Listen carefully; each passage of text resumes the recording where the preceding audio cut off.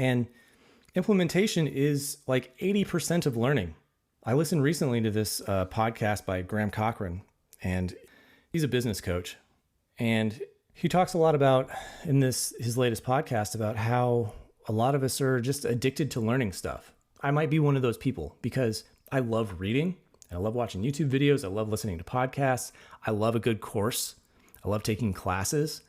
I've got an immense amount of notes in my computer, in my phone. My notes app has over 1,000 notes in it. And so I'm a big lifelong learner. And having been a teacher for 10, 12, I forget how long it's been now. I think we're approaching 13 years. I am a natural lifelong learner. But a lifelong implementer of my learning, that's something else. That's next level. That's where the real learning happens, actually. But many of us are kind of turned off by that. I was talking with one of my colleagues about it, my good friend and colleague, that we have this conversation about implementation versus learning. And many of us often shy away from the doing part of the learning because it's difficult. It's messy.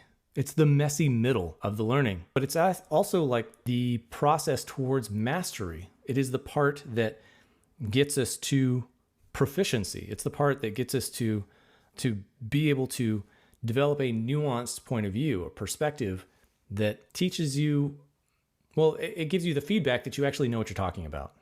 You can read things in a book, and I've made other videos about this. You can read things in a book, but it doesn't mean that you really know them.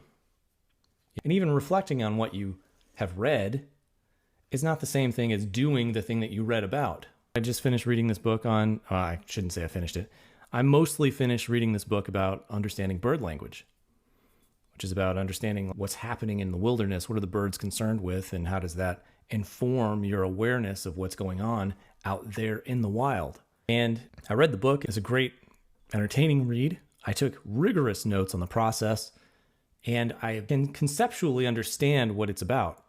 But the back 20 pages of the book or so are all practical exercises to practice the things in the book. And I haven't started those yet. And so this idea of implementing your learning